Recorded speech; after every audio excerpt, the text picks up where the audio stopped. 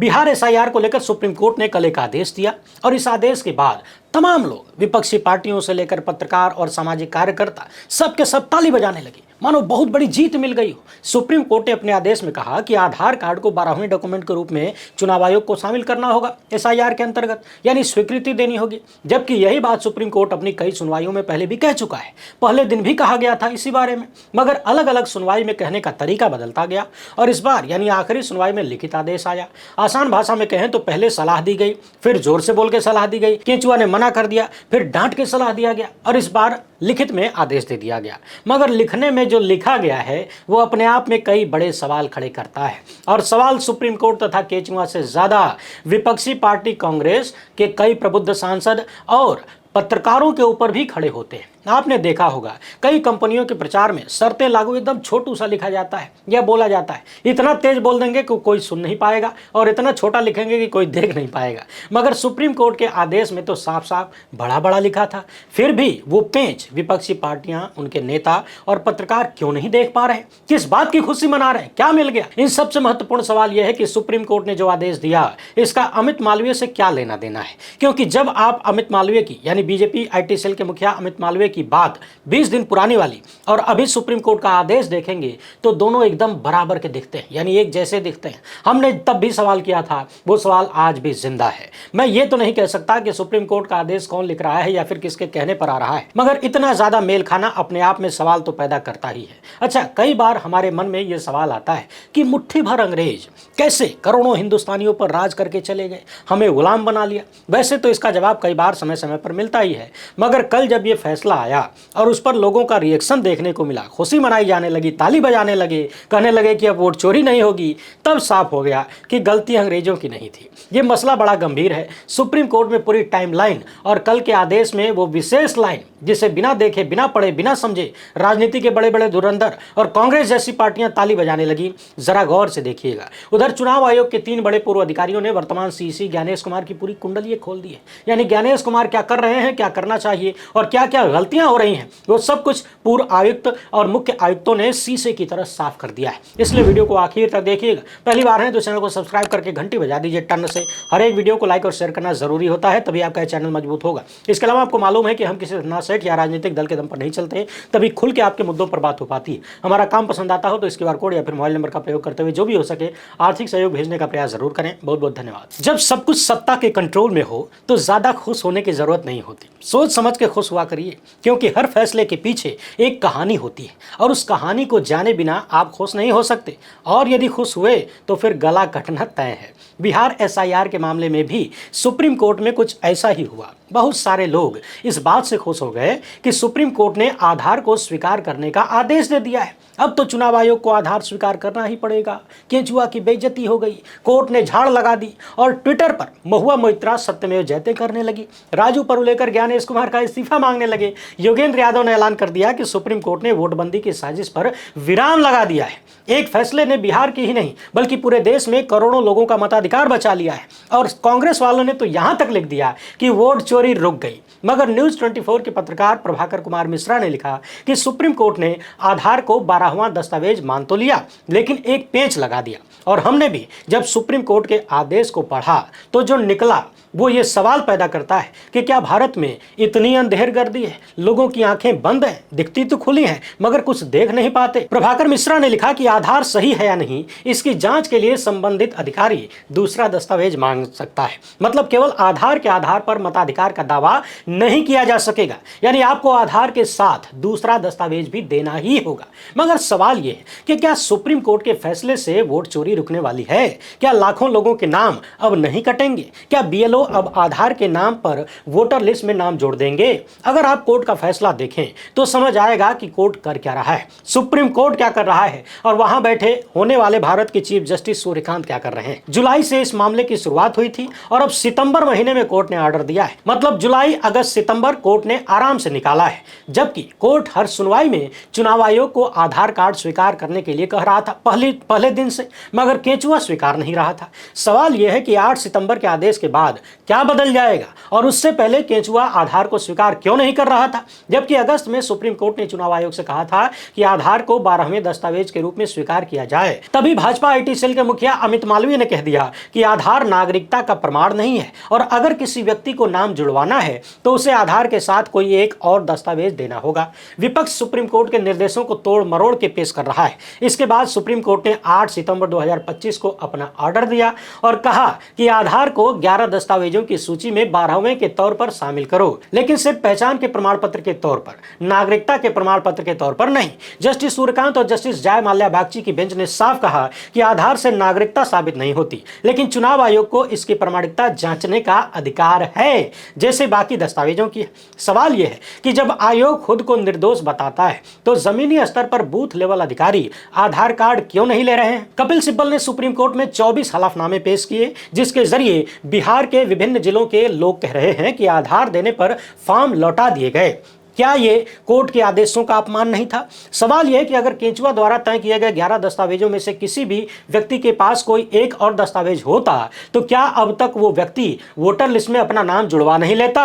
वो आधार कार्ड काहे ढूंढता भाई? सुप्रीम कोर्ट का मुंह क्यों ताकता? सवाल यह है कि सुप्रीम कोर्ट का फैसला लिख कौन रहा है? क्या सुप्रीम कोर्ट का फैसला अमित मालवीय के ऑफिस में लिखा जा रहा है? क्योंकि हूबहू वही आदेश सुप्रीम कोर्ट से आया है जो अमित मालवीय कई हफ्ते पहले कह रहे थे। क्या बीजेपी की आईटी सेल के मुखिया सुप्रीम कोर्ट को डिटेक्ट कर रहे हैं? आखिर जो बात अमित मालवीय ने 20 दिन पहले कही वही बात सुप्रीम कोर्ट 20 दिन बाद क्यों कह रहा है, आदेश क्यों दे रहा है? क्या यह एकमात्र संयोग है? ये कौन बताएगा? मगर सवाल यह भी है कि सुप्रीम कोर्ट जो बात सितंबर में कह रहा है वही बात जुलाई में भी कह सकता था, लिखित ऑर्डर दे सकता था। फिर अब तक सब कुछ जबानी क्यों चल रहा था? चुनाव आयोग को इतने मौके देने का मतलब क्या है? क्या मिलाड को लगता था कि केंचुआ बहुत ईमानदार है? क्या कोर्ट को नहीं पता था कि उसका मौखिक आदेश जमीन पर लागू नहीं हो रहा है और नहीं होगा? उसे हर बार आधार पर ही सुनवाई की जरूरत क्यों पड़ती है कि वकील आएंगे, बताएंगे, तब हम मौखिक आदेश पास करेंगे?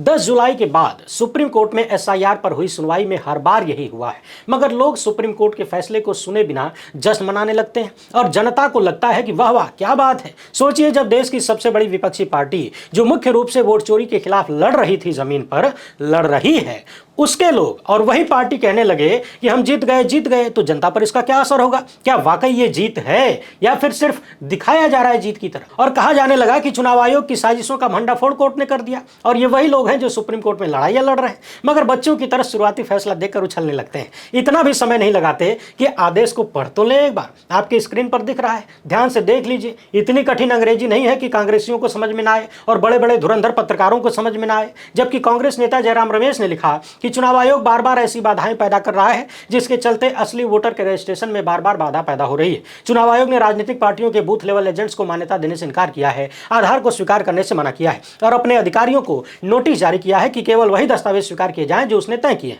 जयराम रमेश ने कहा कि इतिहास चुनाव आयोग को माफ नहीं करेगा। यह गड़बड़ी पूरी तरह इलेक्शन कमीशन की है और चुनाव से पहले एसआईआर कराने की मांग G2 के अलावा किसी ने भी नहीं किया था। G2 का मतलब आप जानते होंगे, 2 गुजराती।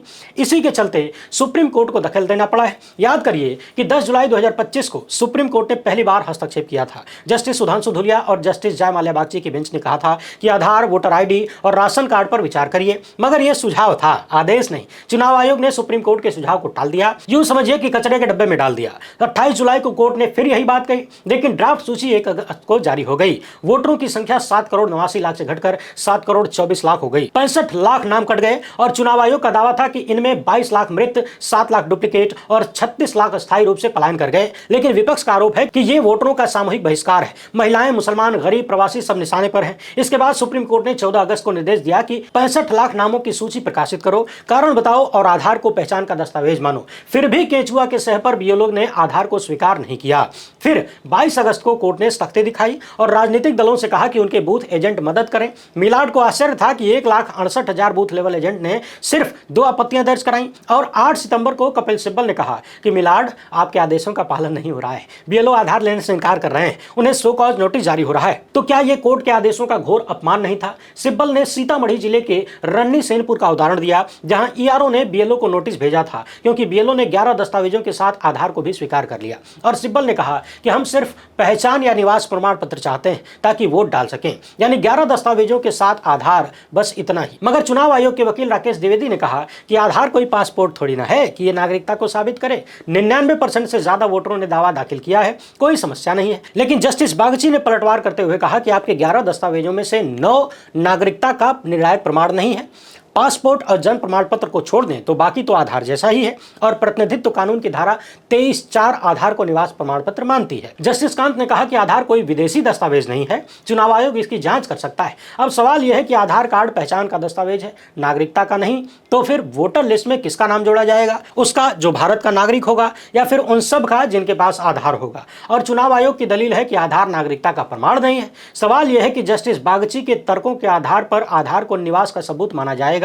याद रखिए, अभी यह खेल खत्म नहीं हुआ है। अगली सुनवाई 15 सितंबर को फिर से होगी। मगर एसआईआर पर ज्ञानेश कुमार के खिलाफ मोर्चा पूर्व मुख्य चुनाव आयुक्तों ने भी खोल रखा है। अशोक लवासा, ओपी रावत और एसवाई कुरैशी ने इंडिया टुडे के एक कार्यक्रम में एसआईआर के धज्जियां उड़ा दी। पूर्व चुनाव आयुक्त अशोक लवासा ने कहा कि क्या नागरिकता का फैसला करने का काम चुनाव आयोग का है? चुनाव आयोग ने 24 जून 2025 के आदेश में पहली बार नागरिकता की धारणा को शामिल किया और 2003 की मतदाता सूची को नागरिकता का प्रमाण माना गया। लवासा ने कहा कि यह नई भाषा है जो कि संविधान के अनुच्छेद 326 का उल्लंघन है। लवासा ने कहा कि 75 सालों से चुनाव आयोग वोटर लिस्ट बना रहा है, लेकिन अब नागरिकता का सवाल उठाकर चुनाव आयोग एक विवादास्पद क्षेत्र में क्यों घुस रहा है? यही नहीं, एसआईआर की प्रक्रिया भी सवालों के घेरे में है, क्योंकि पहले बूथ लेवल अफसर घर घर जाकर वोटरों का वेरिफिकेशन करते थे, लेकिन अब यह काम वोटरों को ही करना है।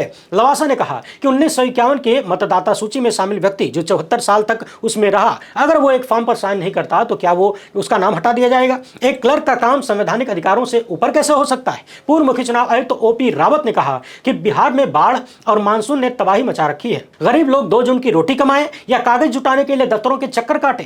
रावत ने कहा कि ऐसे समय में गरीब वोटर दस्तावेज कहां से लाएंगे? जबकि एसवाई कुरैशी की दलील थी कि बिहार में 2003 में आखिरी बार एसआईआर हुआ था और तब 98% लोगों के पास वोटर आईडी कार्ड था। फिर 2025 में पूरी वोटर लिस्ट को कूड़ेदान में फेंककर नई वोटर लिस्ट बनाने की क्या जरूरत थी? कुरैशी ने कहा कि 30 साल की मेहनत से बनाई गई वोटर लिस्ट को कूड़े में फेंक दिया गया और अब 3 महीने में 30 साल का काम करने की कोशिश हो रही है। बेंगलुरु सेंट्रल लोकसभा की महादेवपुरा विधानसभा में वोटरों के फर्जीवाड़े के आरोपों पर तीनों चुनाव आयुक्तों ने ज्ञानेश कुमार को घेरते हुए कहा कि इलेक्शन कमीशन का काम धमकाने का नहीं है। चुनाव आयोग हमेशा किसी भी संदेह की जांच करता रहा है। राहुल गांधी विपक्ष के नेता हैं, लाखों लोगों की राय रख रहे हैं। आयोग का गुस्सा करना ठीक नहीं था, उन्हें हलफनामा की मांग करना नहीं चाहिए था और सीधे जांच करनी चाहिए थी। याद रखिए कि राहुल गांधी ने महादेवपुरा का खुलासा करते हुए वोट चोरी का आरोप लगाया था और मुख्य चुनाव आयुक्त ज्ञानेश कुमार का जवाब था कि अगर इतने गंभीर आरोप लगा रहे हैं तो हलफनामा दीजिए। ओपी रावत ने ज्ञानेश कुमार के जवाब पर कहा कि चुनाव आयोग का काम किसी पर सवाल उठाना नहीं, बल्कि हर सवाल का जवाब देना है। अगर एक आम वोटर भी शंका जताए तो आयोग को तुरंत जांच करनी चाहिए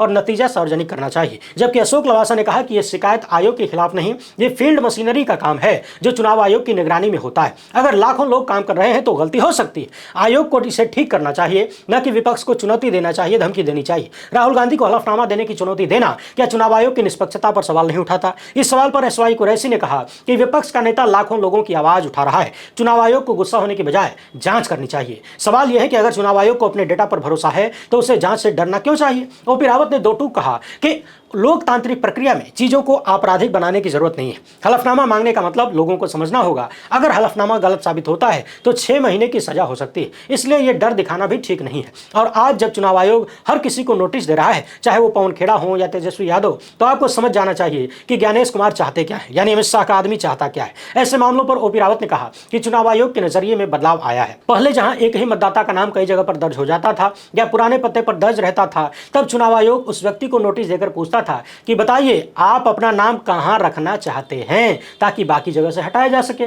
चुनाव आयोग उस व्यक्ति को धमकाता नहीं था कि अरे 4 जगह नाम रखा है, जेल भेज देंगे। मतदाता को अपराधी बनाने की बजाय तकनीकी और सक्रियता से समस्या सुलझाई जा सकी है। और यहीं पर एसवाई कुरैशी ने कहा कि अगर राहुल गांधी से हलफनामा मांगा जा सकता है तो क्या चुनाव आयोग से यह नहीं पूछा जा सकता कि 65 लाख नाम हटाने का हलफनामा पेश करो? सवाल यह है कि जब चुनाव आयोग खुद विपक्ष को चुनौती देता है तो क्या वो अपनी निष्पक्षता को दांव पर नहीं लगा रहा रहा है। याद रखिए कि सुप्रीम कोर्ट ने खुद माना है कि चुनाव आयोग और राजनीतिक दलों के बीच विश्वास का संकट है। तो क्या यह चुनाव आयोग की जिम्मेदारी नहीं कि वो दूध का दूध पानी का पानी करे? एसआईआर की टाइमिंग को लेकर एसवाई कुरैशी ने कहा कि अगर एसआईआर जरूरी था तो इसे बिहार जैसे चुनावी राज्य में शुरू करने की क्या जरूरत थी? इसे एक ऐसे राज्य में शुरू करना चाहिए था जहां 2-3 साल बाद चुनाव हो।